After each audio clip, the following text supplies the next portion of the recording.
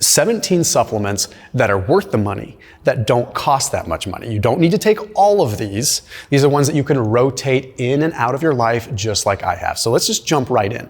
The first one is one that you can keep in your life pretty much all the time, and that's magnesium.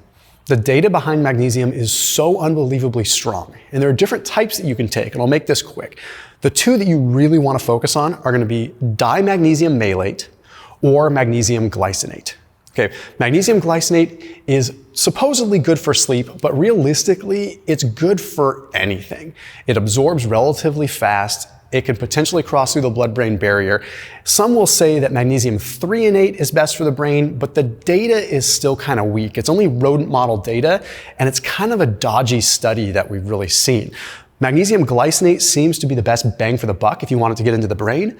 Dimagnesium malate at about 400 or 500 milligrams is really what you need just as a sustained release sort of basic magnesium. So this helps you feel calmer, might help you recover, it might help you relieve some of those muscle cramps, and it's really required for over 350 different enzymatic processes in the body, so it's just fundamentally important. Now before I get into the next one, today's video is sponsored by House of Macadamia. So before you click off this video, that is a 20% off discount link plus a free box, an entire box of Namibian sea salt macadamia nuts. So 20% off whatever you want as far as macadamia nuts is concerned, plus a free box of macadamia nuts. So House of Macadamia grows their macadamia nuts in South Africa, and then they process them and package them less than an hour's drive from the farms in South Africa. And in case you're not up to speed on things, farmers in South Africa really get the short end of the stick. It's not a pretty situation. And the whole idea behind House of Macadamia is to help support those farmers so that they're actually getting some benefit from this and not just completely getting the short end of the stick. So whenever you purchase from House of Macadamia, you can rest assured that the farmers are getting some of that and it's directly benefiting them.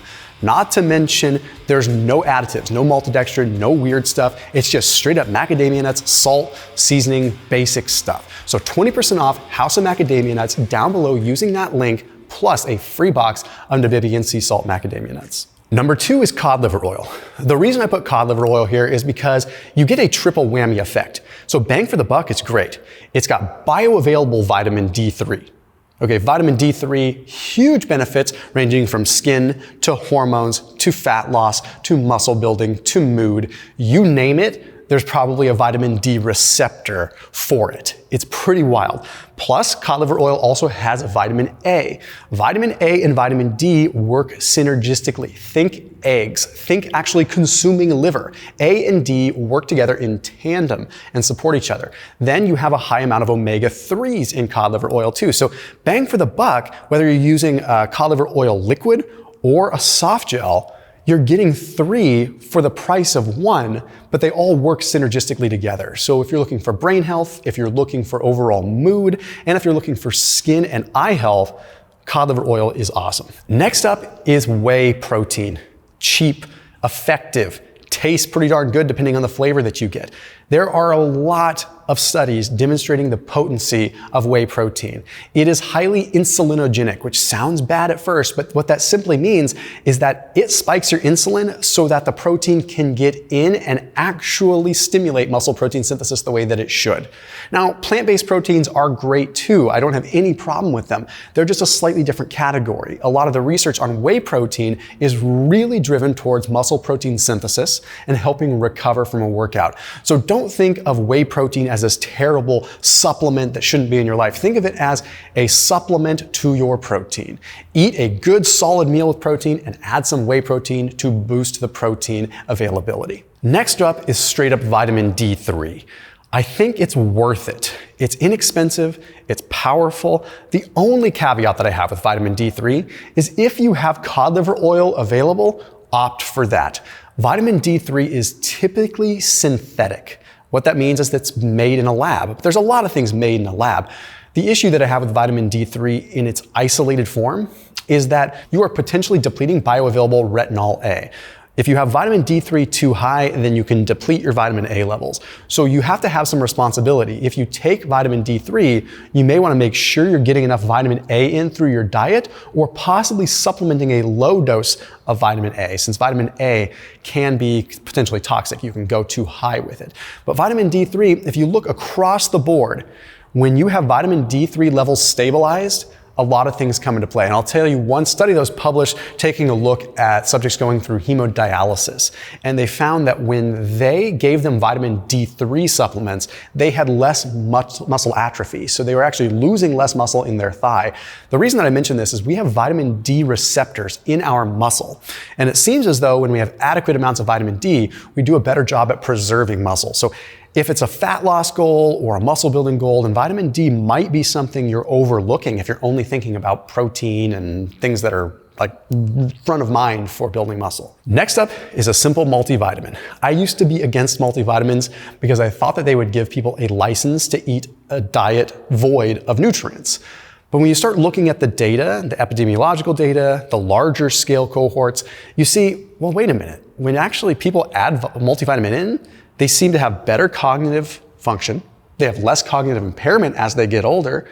They seem to have less issues related with organ health because they're getting adequate B vitamins. So there's something there, and they're so inexpensive. The thing is, you just want to make sure you're not getting one that has a bunch of garbage in it, okay? Get a good quality multivitamin. But at the end of the day, it's definitely not hurting anything. They're so inexpensive, and at the very least, you're getting yourself the micronutrients and the trace minerals and the minerals that you need to support healthy function. I think it's totally worth it. Next up is quercetin. This is one that's a little bit more obscure. Now, quercetin, by all means, if you can get from capers, you can get from asparagus, if you can get it from the diet, I would recommend it, but sometimes you need that concentrated dose. You need a 500 or a 1000 milligram dose of quercetin. Well, what exactly does quercetin do? It is a flavonoid, and what it does is it drives up your body's natural antioxidant processes. So rather than being an antioxidant itself, it supports your body's ability to produce its own antioxidants. That's the best of both worlds. Taking an antioxidant is great, but then you're sort of blunting your body's natural antioxidant abilities. So whenever you can support your body's natural function, it's better. I have had tremendous results with quercetin when it comes down to recovery from hard workouts.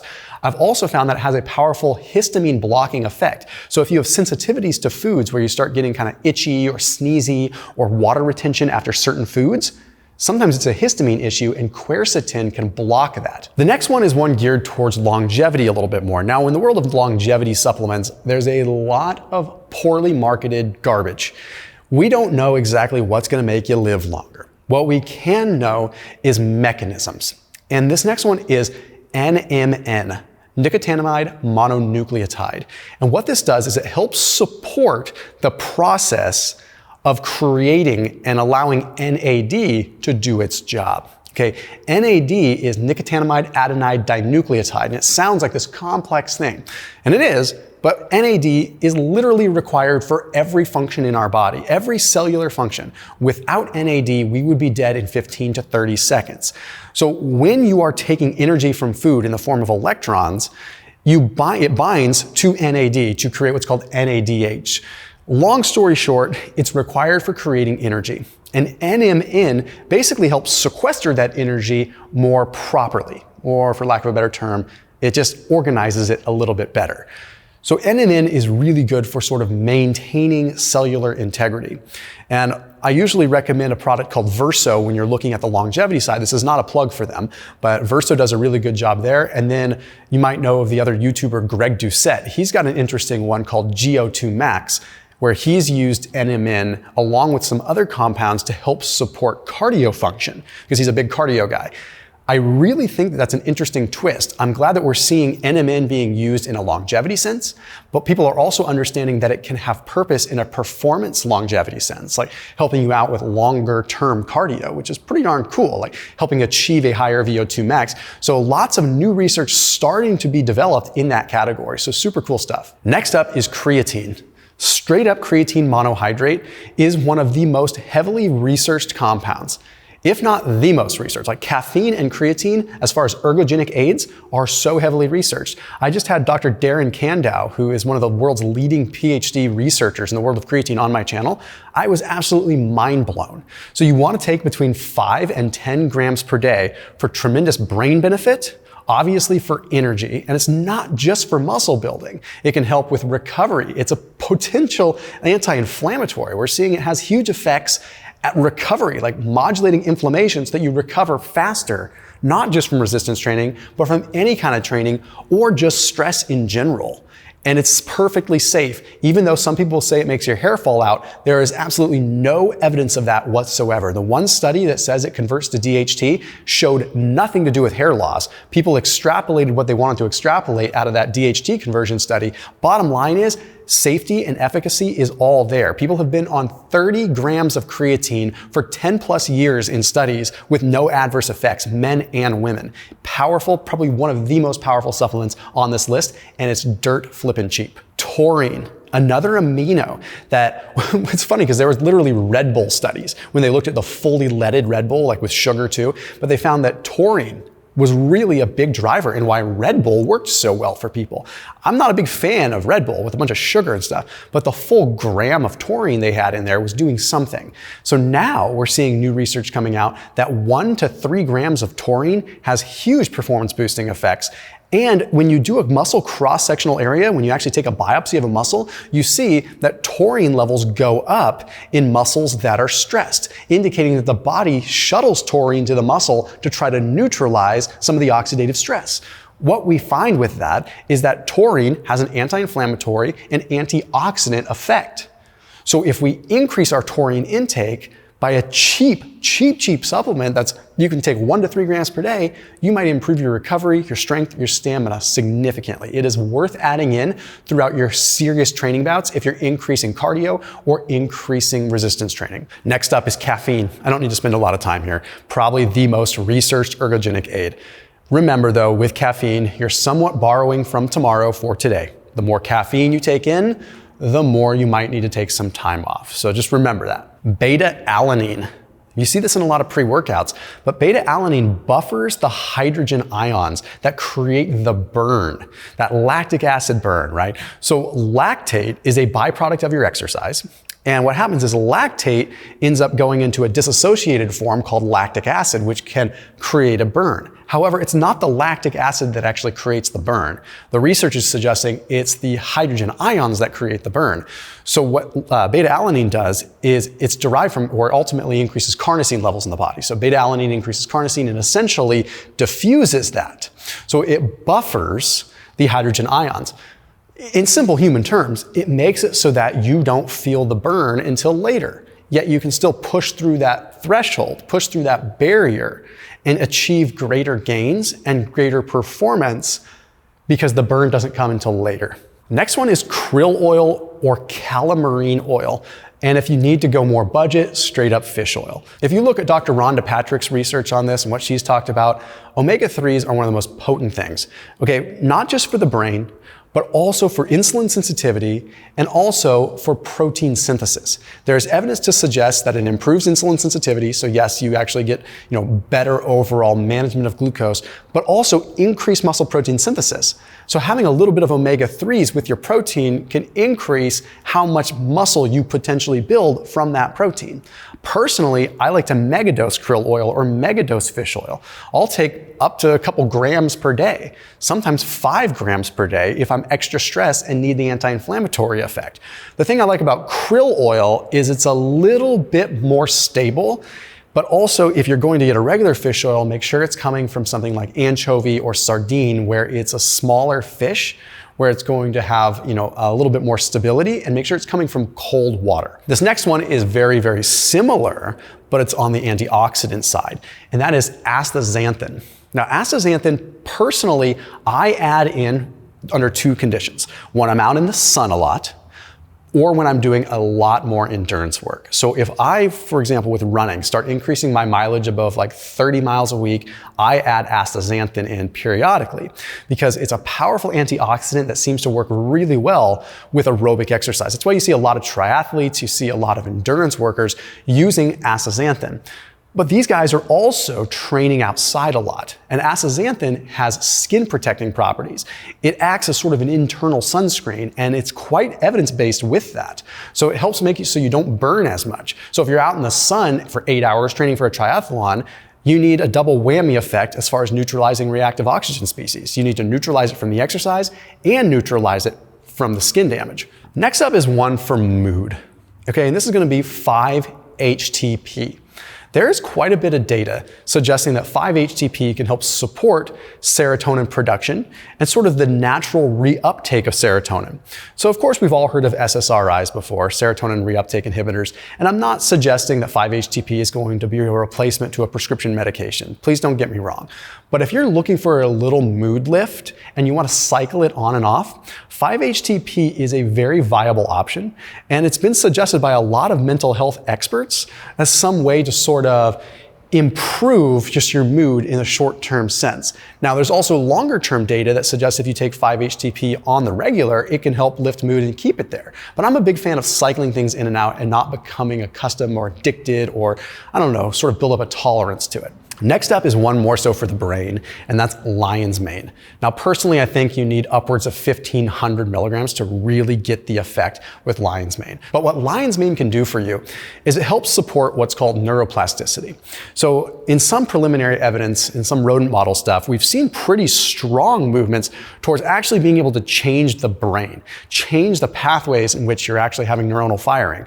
So in higher amounts, you can get a short-term cognitive boost, and the data is pretty strong to suggest it. It's also a neurological adaptogen, so it helps you kind of level up to the stress. So let's say, for example, you're under a lot of mental stress. Well, lion's mane might help you rise to that occasion a little bit more and deal with the stress better. In that same vein, I'm going to consider this all one supplement. Any kind of mushroom adaptogen is quite powerful. Okay, so reishi is really good for helping you calm down. Cordyceps is really good for helping you increase your tolerance to, say, exercise or more physically demanding stuff. The evidence is there, it's really strong, so don't discount it. Next up is for the guys in the house, and that's going to be Tongkat Ali. We've seen Andrew Huberman talk about it. You've probably seen videos on my channel talking about it. You've probably seen me and Derek from More Plates, More Dates talking about it. It works in a multifaceted approach. It does seem to lower sex hormone binding globulin, increasing your free testosterone.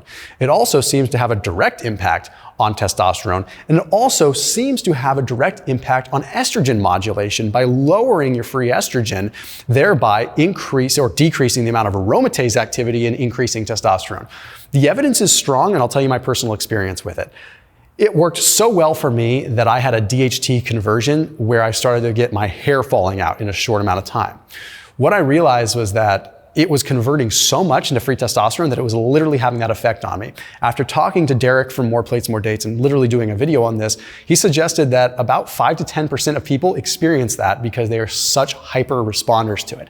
So what I realized is that rather than taking a 600 milligram dose, I could cycle on about a 200 milligram dose, which is relatively low, whereas most people need 400 to 600 milligrams. But if you're looking for a quick shot in the arm when it comes to testosterone, it seems to be quite effective, but it's not a replacement. Again, it's not going to be something that's going to be a game changer, but you will notice a bump more than likely.